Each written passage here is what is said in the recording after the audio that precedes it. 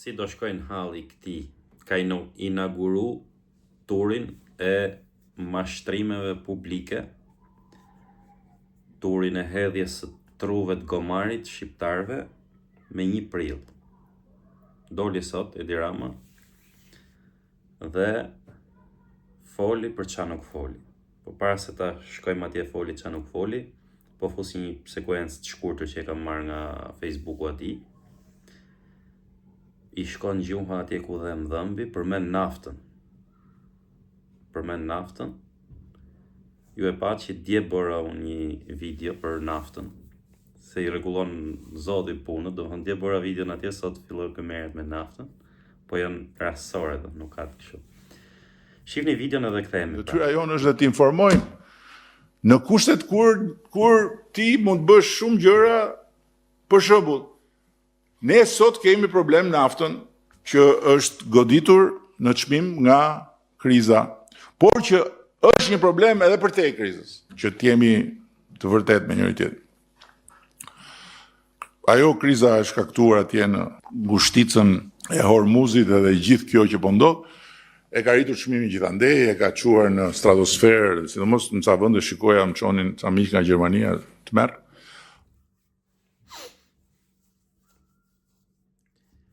Si do shkojnë halli këtij, ka inauguru turin e mashtrimeve publike, turin e hedhjes së truve të gomarit shqiptarve me 1 prill. Doli sot Edi Rama dhe foli për çfarë nuk foli. Po para se ta shkojmë atje foli çfarë nuk foli, po fusi një sekuencë të shkurtër që e kam marrë nga Facebooku atij. I shkon gjuha atje ku dhe më dhëmbi, përmend naftën. Ju e pa që dje bëra unë një video për naftën, se i rregullon zoti punën, domethënë dje bëra videon atje, sot filloi të merret me naftën, po janë rastësore, nuk ka të kështu. Shihni videon edhe kthehemi prapë.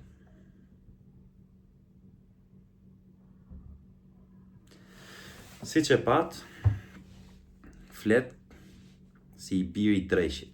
Nëse ka një mjeshtëri të lindur ky njeri, është një profet i rrem perfekt.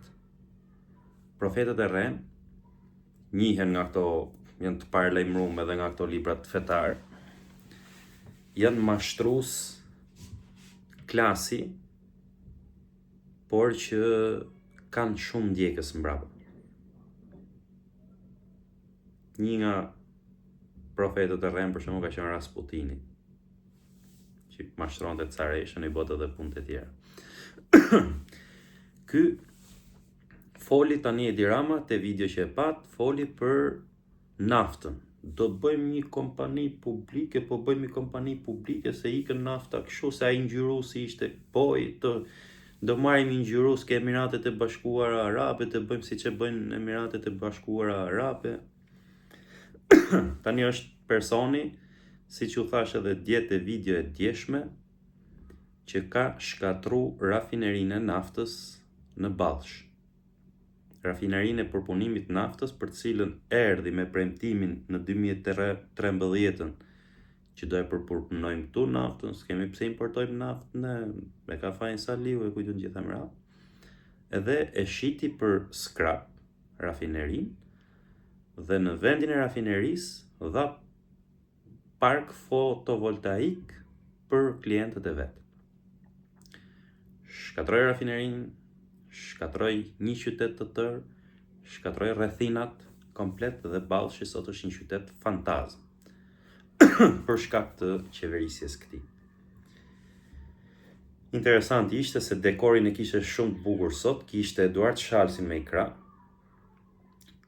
që profetizoi vjedhjen e këtij. Tha na nuk do vjedhim si këta, tha do vjedhim ndryshe, dhe me vërtet këta kanë vjedhur ndryshe.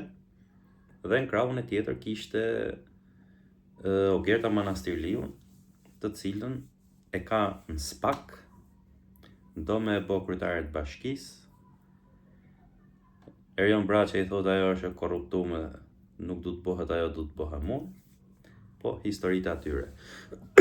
Tani, foli më e bukur është se bëni si dreq, që gjoja unë nuk du të krahasohem me vendet e tjera, tha, po tha më qoj shok nga Gjermania, tha nami atje, tha çmimi i naftës, nami në Gjermani. Po sa është rroga në Gjermani, nuk thot, sa është rroga në Shqipëri. Qa kostosh mujore ka një qytetar gjerman, një familje me të ardhurat mesme, ose edhe më ulët se të ardhurat e mesme, edhe sa ka një familjen shqiptare. Se ky ka detyrë jo të lexojnë mesazhet që sjellin ata nga Gjermania, po t'ju thot shqiptarëve që shikore se është rritë edhe në Gjermani, por na kemi dështu që të kemi të ardhura të qëndrueshme për familjet të shtresës varfër, të mesme, të lartë, se kujtun gjithë. Gjithë do të kenë të ardhura më të mira. 2 euro e 20 cent në qoftë nafta në Gjermani, ose 2 euro, ose nuk e di se sa është fiks, sa i kanë thënë Ramës ata, se do pyes edhe unë një nga këto emigrantët që kemi atje. Nuk është një lloj si për xhepin e një Gjermani, si për xhepin e një shqiptari që punon në Gjermani, dhe për xhepin e një shqiptari në Shqipëri. Sot, me 20.000 lek naftë që i hedhim makinave na, për shembull, po ti hedhësh 20.000 lek, nuk bën dot as 10 litra fiks. Pra nuk i bën dot më 10 litra. Pse ndodh kjo? Sepse ky nuk pranon të heq taksat. Kemi barrën më të rëndë të taksave për karburantin. Si akcizën, si barrën e taksave, edhe nuk pranon, e nxori prapë sot atë zarin e vet, të Belindës, dhe tha nuk i heqim, le të shkojnë sa dojtë çmimi i naftës, tha në nuk i heqim. Interesante është që edhe më bën përshtypje, nuk është se më bën shumë përshtypje, se unë ja kam dhënë kuptimin kësaj gjëje, ky popull ka kusure për të heq, edhe pranaj ka këtë qeveri që ka, sepse është popull indiferent, është popull që pëlqen ta mashtrosh, pëlqen ta gënjesh, dhe nuk do t'i thush vërtetën. Po i thet vërtetën, po është armik. Pra me shqiptarët, me këta që jemi ne këtu, po thet vërtetën, je armik, të shajnë, të fynë, si që dalin këtu thonë, jo po s'ke flok, jo po ke flok, të thonë se ky është problemi i këtyre, se kam flokun apo s'kam flokun. Problemi është se nuk duan ta dëgjojnë të vërtetën, u shkatron atë ndërgjegjen, atë pjesën e ndërgjegjes që nuk vdes te njeriu dhe e torturon njeriu. Pra se ndërgjegja te njeriu nuk vdes asnjëherë.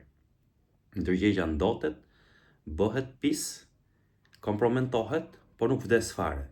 Pra edhe më i poshtri, ndërgjegja ekziston dhe nuk e le rahat kur bën gabim, nuk e le rahat kur pajtohet me padrejtësinë, me korrupsionin, me mashtrimin, me gjitha.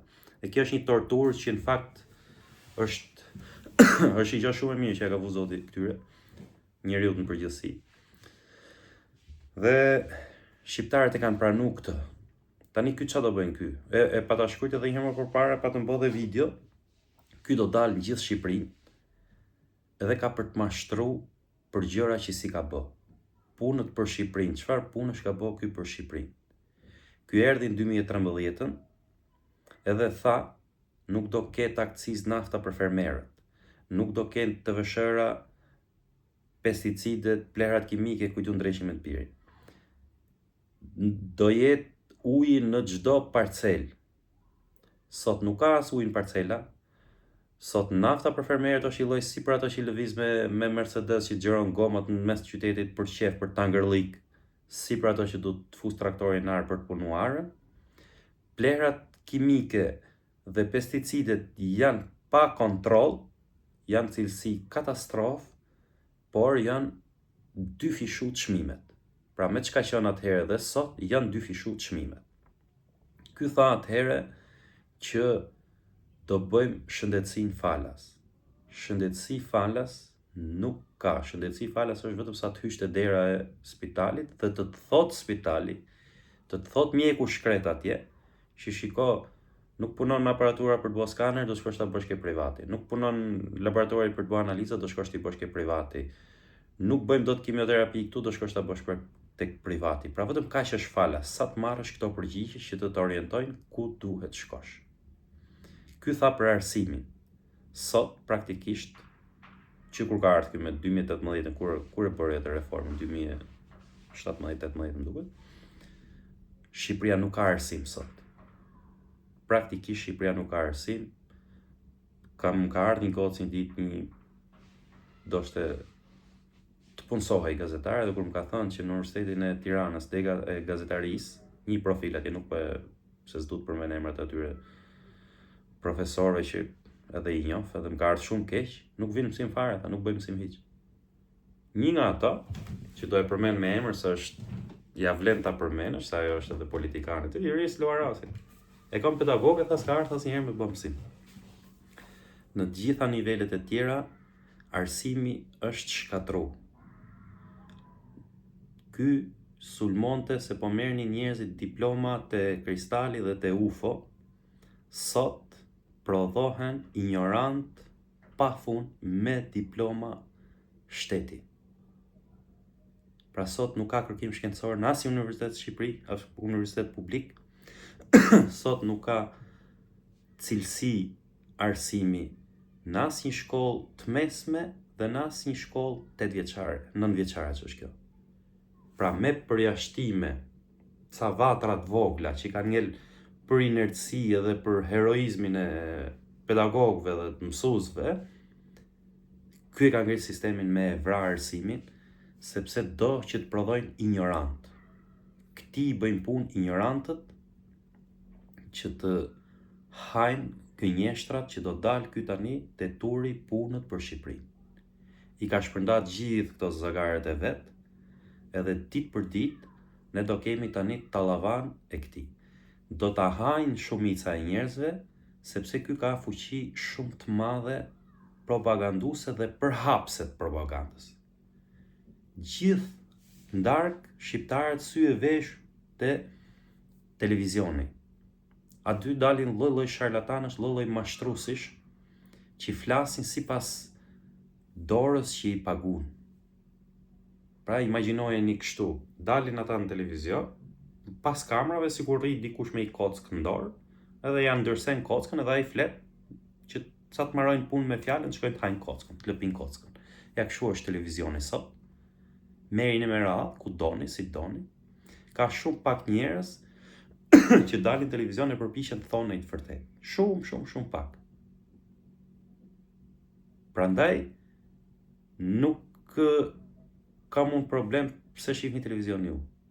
Po problemi është që të shohësh televizion dhe të besosh mashtrimet e këtyre, mos vesh mendjen tënde në punë, mos analizosh, mos flasësh me ndërgjegjen tënde, kjo është, nuk e di, është një gjë e tmerrshme. Nuk e di si do shkojnë halli kësaj punën në Shqipëri, se është i çik edhe opozita ka pak probleme edhe me komunikimin, po edhe me reagimet, është çik si avasht.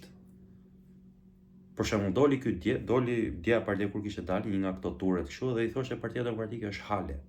Po si s'doli një herë, don të dilte opozita, mos bënte asgjë fare, po të merrte një video që ky thot Partia Socialiste është bordello. E thoshte vetë Tirana, e thot në vet parë, e thot në ligjërat drejt, Partia Socialiste është, edhe thjesht të vijen atë videon ku thot Partia Socialiste është bordello, edhe të vijen edhe videon tjetër ku thot Partia Demokratike është hale. Kaq të dy atë thot ky është personi që na qun hale neve. Nuk e bëjnë puna vet, nuk e di. Pra, nuk e kritikoj opozitën, pra që ju e dini dhe keni pa shumë mirë se në kushte shumë të vështira, po ma gjallë të paktën një frym që të mos shuhet fare. Se po të kishte qenë me Luli kjo punë, do shifjet spektakël sot ju.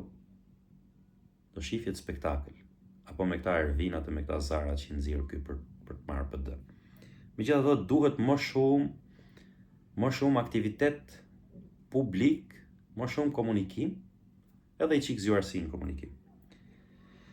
Dhe kthehemi prapë te kjo e naftës. Ja ka çuar çmimin naftës, nuk i heq taksat e gjitha. Nuk i heq taksat edhe në mënyrë të përkohshme, më thotë që po i heqin në mënyrë të përkohshme sa të kalojnë kjo kriza. Është bllokuar atje te ai Hormuzi, thotë, domethënë ç'a ti thush ti, e kupton, është bllokuar atje te ai Hormuzi, s'është vetëm për neve, është për gjithë botën. Nafta që po shitet sot në Shqipëri ka ardhur para se të fillojnë konflikti. Pra këta janë duke fitu oligarkët në mënyrë abuzive, jo me një naftë që është porosit, masi ka fillu konflikti edhe është vënu atje në Hormuz, skalon atje në Hormuz sy që ti dalin këtij edhe këtyre që sjellin naftën. Pra këta thjesht janë duke vjedh. Janë duke vjedh dhe janë duke abuzu siç abuzon tregtari, grumbulluesi i frutave dhe perimeve, se i që ka rrit nafta me sjell domatet nga Lushnja, ku kasaravecat e gjitha me sjell Tiranë e kanë çu 3.000 lek 3.500 lek kilogramin e domateve, 5.000 lek specin, pra i kanë llahtaris njerëzit. Çështja tjetër është se me që jemi me 1 prill, ky popull nuk ka datë 2 prill, ka vetëm 1 prill. Pra, është një popull që të mashtron, unë këtë e kam provu dhe vetë. Kam pa vetë, unë në fushatën e fundit elektorale shkova në një zonë, në zonën time, në Librazh, edhe për të pa dhe njerëzit edhe për të mësu pak me një kandidat opozitës, që nuk është se kisha në gjë me ato, thjesht shkova më shumë për përvojë personale dhe për të pa, për vëzhgim. Por të mashtrojnë njerëzit sy në sy. Sy në sy të mashtrojnë, këtë sigurt, ky s'durohet, më ka ardhur funi, ka prek funi, numërojnë gjitha hallet, në gjitha zonat që kam dëgju këtë ligjëri, nga fshatare, nga pjanece, nga njerëz të varfër, të marruar gjitha më radhë, në gjitha ato zona kam majt shnim kutijat edhe kam pa ka fitu Partia Socialiste. Atje ku e kanë sha më shumë, Edi Ramën, atje ku e kanë sulmu më shumë, atje ku kanë numru halle më shumë, atje ku ka fitu më shumë. Do thoni që i ka vjedh, sigurisht që i ka vjedh. Po pse duhet me mashtru një qytetar kur e ka nda menjen që votën do e jap për mashtrusin, sepse ka një njeri në punë. Pra gjithë fisi ka një njeri në punë e voton për një njeri në punë se i bo presion të kështu. Kështu funksionon në rrethet e vogla. Ose e ka nda menjen që do e jap votën mashtrusit se i jep 2 lek, 100 euro, 200 euro, 500 euro, sa do që t'i jap. Edhe kur shkon dikush tjetër, që i kërkon votat, i thot, shiko, vlla, unë e kam nda menjen. E kam nda menjen, do e jap këtij. Se s'kam besim ke ju, e më mirë po ja jap këtij, po marr në lekët, ose po ja jap ti për hatër ti kushëririt tim që e kam punë ose kështu. Nuk e thot populli kur këtë fillon të numëron të gjitha hallet, të gjitha. Zire, mos zise që mund ta imagjinojnë mendja më kritike me këtë qeveri. Ti numërojnë njerëzit kur shkon në për fushata elektorale. Edhe në fund fare të mashtrojnë ta fusin sa krave. Prandaj i them që ky popull mashtron vet, ka qef ta mashtrosh. Dhe unë kam frikë që do ketë sukses me fushatën që ka nis ky, punët për Shqipërinë. Pra ky do dalë do thotë që në tunelin Llogaras nuk janë vjedh lek. Nuk është abuzu, nuk janë vjedh para. Në rrugën Qukës Qafpllot, 300 milion euro, rruga më skandaloze që ekziston sot në Shqipëri, rrugë që të kalosh një herë aty të vjen për të vjedh. Të vjen për të vjedh edhe kur je shofer, jo pasagjer. Dohon ju që më ngjoni, që keni kalu vetë aty, bëjeni një koment këtu, edhe thoni të kundërtën e kësaj që po them unë, qofse unë nuk them të vërtetën. Rruga e Arbrit është e njëjta gjë. Pra është e njëjta gjë. Ky tani, për shkak se ka 13-14 vjet që ka në pushtet ky, ka investu me rrit ignorancë. Ata pak të ri që janë këtu, janë komplet dru me pre. Le të kenë shkolla, le të kenë çfarë duan. Shifjani njerëzit e arsimum të këtij, shihni drejtorët e administratës. Lloj rrugaçi. Lloj sarhoshi të neveritshëm. Pa shkollë, pa kulturë, pa edukat. Ky erdhi në 2013, mos harroni, erdhi në 2013 me premtimin se Berisha ka mush administratën me ignorante, kujtun. Kohën e Berishës mund të ketë pas një problem të vogël, po nuk ka të krahasu administrata që ka pas Sali Berisha, administrata që ka pas Fatos Nano, administrata që ka pas Ilir Meta, nuk ka të krahasu me administratën që ka kriju Edi Rama. Është një turp, është një neveri, është një fliqësir. Kush ka punë me këtë administrat, në për zyrat e shtetit e në për kudo ku ka të bënë me këtë administrat, bëje një koment këtu edhe jep një rast konkret, se këtu ke mundësi me i bo edhe me këshu, me anonime, s'ta marrin vesh këta se kush je. Pra mos keni frikë me i thanë gjërat e vërteta. Kështu e bëri administratën, kjo e shkatroj. E shkatroj dhe del tani krah asaj Ogerta Manastirliut, që është kandidate Spaku dhe mashtron njerëzit për gjëra që do i bëjnë të premtuara në 2013. 90% gjërave që numëron i ka premtu në 2013 dhe i ka premtu për t'i bë gjysmat e atyre mrena 2 vjeçarit të parë të mandatit të parë. Pjesën tjetër i ka premtu që do i kishte kry mandatin e parë. Nuk e bëri asnjëherë. Do ne ka shkatru Shqipërinë në një formë që unë po t'isha opozit, do thotë që mduhet me e marrë pushtetin. Për se s'ke qa i bën, është si një, e ka bo si një të smur, që si po do bimo as me e bo operim, as me i dhon antibiotik, as me i bo as i gjë fare. Të thesh me e prit me vdek. Kështu e ka qu Shqipërinë. Edhe prap nuk ka nërmen të alshojnë, ka nërmen akoma të vazhdojnë turet e mashtrimit, turet e propagandës, sajon këto konfliktet me Erion Braçën e kungjit, e kanë nxjerrë vetë Erion Braçën. E kanë nxjerrë Erion Braçën vetë për të matë, sepse ndjenë që socialistët e kanë marrë në veri, socialistët po e kuptojnë, edhe të mas pale kuj ka socialistët. Që a merë do të më votat me mashtrime, apo të përgatis një kandidat tjetër jo Ogertën, që ka në kokaj, ose një format të Ogertës. Se ky do në Bashkinë e Tiranës një njeri që të vjedh për llogaritë këtij, si që pati Erion Veliaj, si qenë sulmi, me gjitha punët, 90% punëve, që ka bo Erion Veliaj, i ka bo për këtëre, se nuk i ka bo për vetën e vetë gjitha ai. Ai u tregu i pa ngopur e i pa ditur e kujton gjitha mëra dhe përfundoi aty ku është, por nuk është se vodhi Erion Veliaj apo abuzoi me takset e qytetarëve për llogaritë veta. Për këtë, çdo njeri që punon me këtë, vjedh, abuzon me pushtetin, sillet si harbut për llogaritë këtij. E vetmja cilësi, thash edhe një herë, që më bën shumë përshtypje dhe më frikson shumë, është që i ngjitore, nuk ka një njeri të dytë që ti ngjis mashtrimi si që ngjit këtij. Pra të vjen aty sy në sy në të thotë që çmimin karburantit në Gjermani thotë është mashtrim se këtu, më valla, thotë s'kemi shumë keq atje, thotë. Problemi i madh shumë, pra të krahason sa e nxjerr fjalën nga goja që unë s'kam qef me bë krahasime, shkon ke krahasimi në një mënyrë tjetër, se mjeshtër është për artikulimin, edhe bën krahasimin.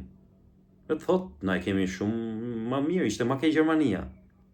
Ky, që qa s'ka bo se ku i ka shpëtu njërë goja Berishës kur ka qenë në pushtet se çka bëj krahasim atëherë me Gjermaninë, e bëni qepaze, se ky ka qenë i vetmi kryetar opozite në botë, në Shqipëri kam fjalën, në botën shqiptare, që kur ka qenë opozit ka pas mediat më të fuqishme të vendit, i ka pas pro vetes prap. Ka pas Top Channel, ka pas të Carlo Bolinën, pra kryetar opozite më të fuqishëm se Edi Rama nuk ka pas ndonjëherë Shqipëria. Ja shifeni sot. Ku e keni Klanin, ku e keni Topin, ku e keni Euronewsin, ku e keni mediat e Bolinës, ku e keni mediat e atij tjetrit, Hysem Belliu të qenë këta.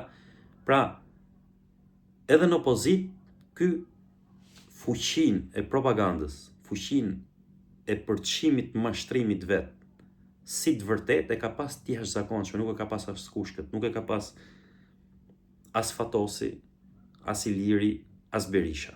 Asnjëri nga këta më nuk e ka pas. E ka pas ky. Tani në pushtet e ka 100%. kontrollon edhe këto media të rrjetet sociale, edhe vazhdon domethënë sikur tu s'ka ndodhur asgjë gjë. Sikur ky është një vend që po ecë normalisht. Europa tha, jo po Europa, jo.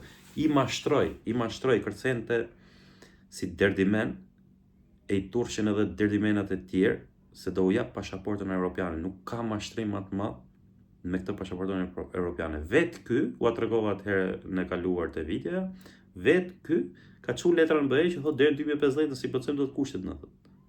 Për t'u antarësuar. Pra vetë ky. Tjetër gjë çon dokumenta në Europë, mirë po shqiptarët i mashtroi dhe i bëri ta besojnë se do marrin pasaportë europiane në 2030. Pra këtë gjë nuk di, domethënë se si do mund të çmontohet kjo fuqi propagandistike që ka ky. Është e frikshme. Është jashtëzakonisht shumë e frikshme. Ai është identik, se do e mbyll me këtë tani, me këtë shembull, është identik për ju që shihni filma, kush ka pa filma, si mafiozët,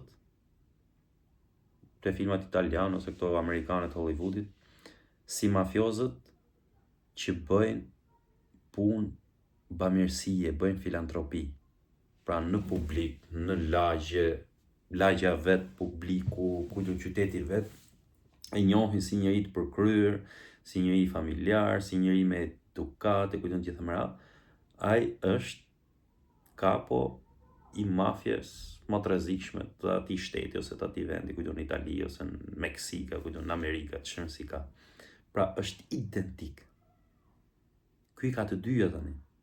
Se dhe me mafjen është i përlyr, por fati i këtij është që fati i mirë i këtij dhe i keq i shqiptarëve që është edhe kryeministër. Pra në gjitha vendet e botës e përdorin atë shprehjen ata që infiltrimin e mafjes në politikë, në Shqipëri mafja ka kryeministër. Është kryeministër vetë. Ndiqeni turin e punëve për Shqipërinë, po mos i besoni.